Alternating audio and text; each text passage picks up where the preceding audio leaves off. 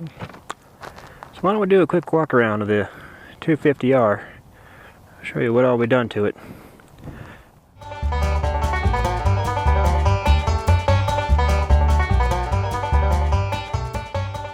First of all, notice the black fork guards, the black side plates. That's a tribute. There's a fella out there that me and Ned really enjoy watching, a moto vlogger. And a couple years ago, that's how he had his bike looking. Ned really liked it, so we did the 250R up like that, kind of a tribute to that feller. And if you don't know who he is, I'll give you a hint. He's Hawaiian. Well, the first thing we did was we changed the gears. We put 1348 gear on there. Tried just going to a 12, but it was kind of noisy. So I went back to the 13 just because it has that rubber crap on the front sprocket. It kind of dampens the sound. And we just got a cheap steel 48 for the back. That's working out well. Had to get a little bit bigger chain, but that seems like the gearing that probably should have had coming from the factory. It was way too tall the way it came from the factory. Next thing we did, let's see, it's the Airbox Mod. Ned printed something off from me from this feller called Highfive. I did a pretty good job of the airbox. What he did was he left some of the baffling in there, which I really like. If y'all ever gut up an airbox, keep in mind that fuel systems, especially carburetors, I'm not sure how important it is with fuel injection, but especially carburetors, kind of depend on smooth air. It's kind of, there's air flowing over a little hole which is sucking the fuel out, and if that air gets turbulent, it can mess up the performance of the machine. So if you ever go in there and gut up your airbox, keep that in mind. What we did was we took the little snorkel thing out and we cut off the back side, but we left the baffle on the front side, so the air is still coming in and going around something in order to get in there. And I can't really tell so much that it made a huge difference, but couldn't hurt. Next thing we did was we did the FMF Q4, and that sounds cooler and it's lighter, and I'm sure it helped the performance, but I can't tell too much. Maybe if I rode one back to back I could tell a difference, but the first time I went out there and rode it with the Q4, I was just kind of like, meh. Now the stock muffler is a lot heavier. It has this catalytic converter stuff in it, and it's also hooked up to a emissions system, and so we got to block off all the emissions crap too when we went to that muffler. So I'd say all in all, if nothing else for the weight alone, the Q4 is worth it. It's just I just didn't feel a whole lot from the seat of the pants. Now the next thing we did, really out of necessity, was the Programmer. Ned ordered the FMF, but you really need one of these if you do something with the airbox and the exhaust, because these things already run pretty lean, and if you open them up, they're going to be too lean, so you got to dump more fuel into them to compensate. Another thing about this is it's got a little bit of a software bug, which makes the fit setting not work the way it should. So sometimes you got to bump it down from 6 to 4. And if I had to go over again, I wouldn't get the FMF. I'd get the Altitude Industries. I'm pretty sure Altitude designed and made this, and FMF licenses it. And the FMF is just an older version of an Altitude, like the 1.0 or the 2.0. If you go to Altitude Industries website and get one of their third generations, I think you'll be in a better situation. So the last thing we did power-wise was the FMF Megabomb. And the thinking there was that this thing was really lacking some low-end torque. That's where it really needed the most help. So we put that on there, hoping it would help the low end more than leaving it stock or putting the power bomb on there. And I gotta say, I think that might be the biggest disappointment of all the mods, because that stupid thing was like 250 bucks, and I couldn't really tell a difference before and after. A little bit lower note, but not so much that I noticed that much. A little bit quieter, but man, I got used to it after a few rides, and I wouldn't notice it now. So not so sure about the Megabomb. I think that's about all we did power-wise. Aesthetics, black plastics here and there. Did the cleaner taillight assembly there. The factory one is just awful. It's huge and it's heavy. And that one's from DRC Edge. I think you can get it at Wheeling Cycle Supply. Ned'll put links for all these mods in there. We did pillow top grips. They're alright. Probably should have got them in black because gray just gets dirty fast. Handlebars. And I had the hardest time figuring out what to do for handlebars. I always do on these things. So these are Henry Reed Evos from, I believe it's Pro Taper that makes the Evos. And then we put Yamaha mounts for the fatter bars. And I gotta say, I think they're just not quite tall enough still. They're a little bit taller, a little bit better in stock, but I think we should have gone higher. Maybe a CR high bend, or maybe instead of using the Yamaha mounts, put the Pro Taper adapters on there that kind of raise everything 3/4 of an inch. I was really worried about the cables not reaching when I did it, and I'm still not so sure if I went much higher that wouldn't be a problem. But could probably get 3/4 of an inch out of it the way it is. Worst case scenario, got to flip the throttle cable over to make that work. Trying to think about that. Got these mirrors. These are cheap mirrors, but they work pretty good. They're a lot like the factory mirrors, but they fold in when you need them to. And they just fold out of the way like that. We like them. Got the 12 o'clock Labs speedometer fixie thingy because the speedometer is controlled by the transmission. So if you change your sprockets, then your speedometer's gonna be way off, which drives me crazy. So the 12 o'clock Labs thingy, it's kind of expensive, but it works, and it's a solid device. Let's see, what else? What am I forgetting? Shifter lever. It's the driven shifter. Those are nice shifters. I like them. I took the passenger pegs off. They are kind of heavy, but I ended up putting them back on just because the metal behind them is not painted, so they look kind of hobo, and they make really good tie-down points whenever we put the dirt bikes in the back of the truck. So I went ahead and put them back on, even though they're a little bit heavy. Speaking of heavy, there's a part right down here. I think it's that thing right there. But when you take off the stock muffler, there's a motor that controls the valve in the muffler. It's really just so that Yamaha could pass some sound tests in some states and keep the muffler quieter. But anyways, when you do that, if you pull it off, it removes the sensor and it throws a code up here. And so what some people do is they put a resistor in there, and other people buy an expensive doohickey to fool it into thinking that it's still on there. You know what I did? I just left it on there. It only weighs 15 ounces. It ain't that big of a deal. And it's going to do a better job of tricking your computer than anything else, because it ain't really tricking the computer. It's what's supposed to actually be there. And finally, we did the MT21 tires. Done the MT21s, the T63s, and the D606s.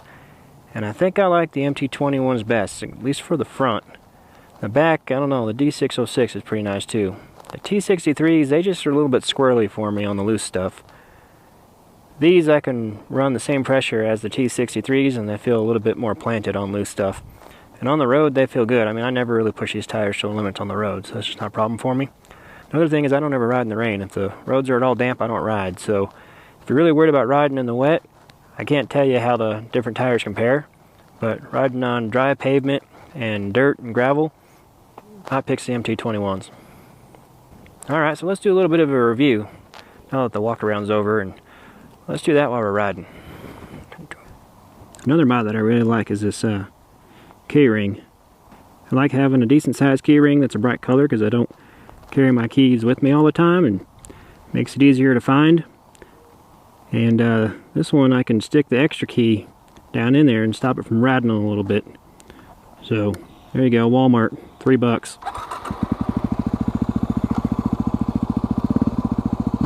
So the WR250R is a super smooth machine.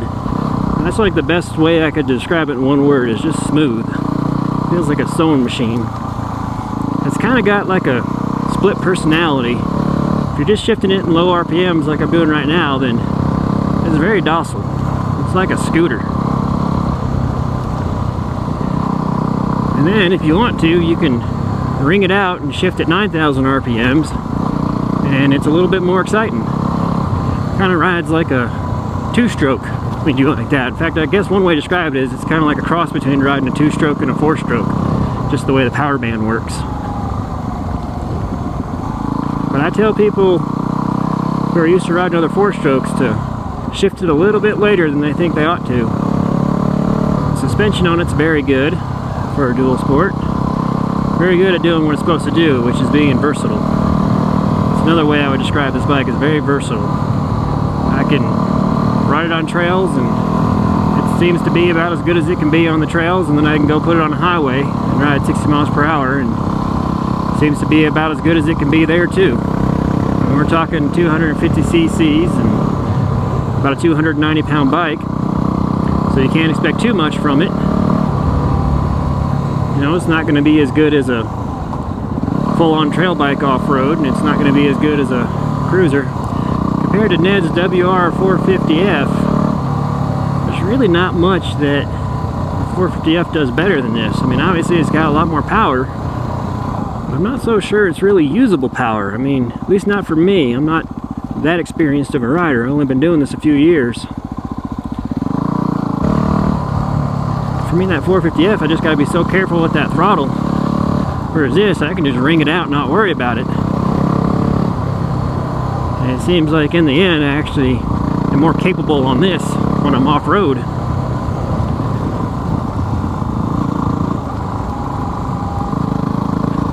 And compared to my favorite motorcycle, the DRZ 400S, it does a lot of things better than the 400S, to be honest with you, but it is lacking in power. Like the 400S seems to have like low-end grunt where you can just point it up a hill and it'll chug up it like a steam engine. Whereas this, you gotta maybe hit it with a running start and wind it out a little bit to do the same thing. But then when you get the 400S out on the highway, you run out of gear a whole lot faster than you do with this. Assuming that they're both geared comparably for trails. Because the 400S has 5 gears and this has 6 gears. And that 6th gear makes a pretty decent difference. Also, this is fuel injected, whereas the 450F that Ned has is not. The new ones are. And the DRZ 400S's are still not fuel injected, even if you buy them new. Fuel injection's nice. You don't got to worry about altitude.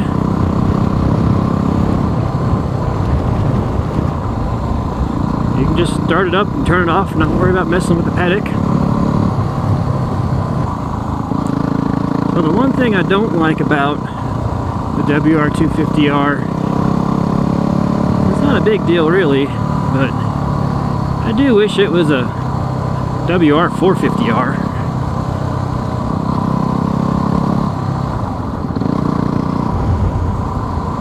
Now if you're 180 pounds and you live at sea level, just disregard that. It's probably got plenty of power. I've taken it back to the motherland before to ride, and you know, it was kind of a different animal. You know, at 500 feet above sea level, I was power wheeling in 2nd gear. Here at 9,000 feet, I can't power wheelie in 1st gear. So it's maybe like a 20% difference in horsepower. So if you live really high and you're 200 plus pounds, I don't recommend this bike. I would probably get the DRZ 400S and then modify it a little bit still. But if you're lighter weight, if you're at a normal altitude, I would definitely look at this, especially if you're getting it used and it's your first bike and doesn't have a lot of miles on it. It's a really easy bike to own, real low maintenance. I think the valve check on these is like 20,000 miles. And you only need to change the oil like every 3,000 miles or something like that. I do it a lot more than that. I basically do it every few months. Now I'm losing the light, so I'll try to wrap this up. But yeah, generally I recommend the 250R, especially for a beginner bike. Especially if you're not real mechanically inclined and you want something easy to own. Especially if you're 180 pounds or less. Especially if you're 6 foot tall and 180 pounds or less, because this bike is really tall.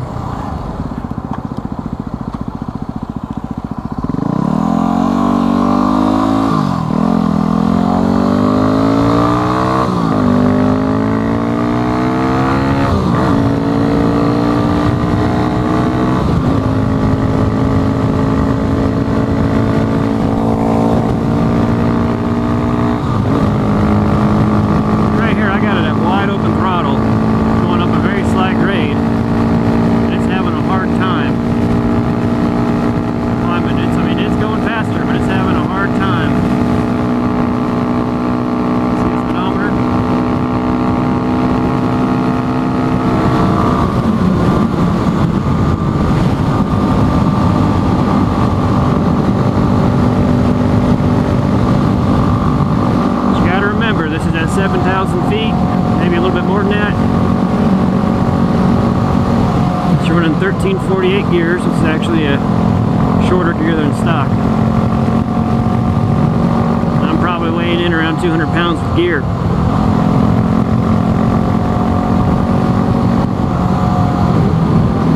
Now if you're a good wrencher and you're looking for a used bike, then I would probably recommend the DRZ400. Put it this way, I don't think there's anybody who would really like the WR250R and really hate the DRZ400, and vice versa. And DRZ400s are easier to find, are a lot cheaper. Not really a lot cheaper, but you could probably find a 2005-ish DRZ400S for $2,800 on Craigslist. I think the cheapest you'll probably find a WR250R is $4,000. Maybe you can get one for $3,500, but you're talking generally around $1,000 more to get these used. From what I've seen, maybe y'all can find something different.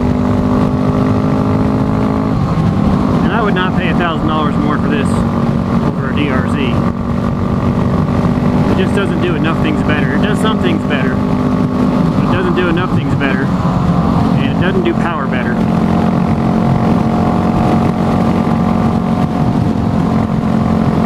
Y'all always speed up when you see them signs just so you can see how fast you can go.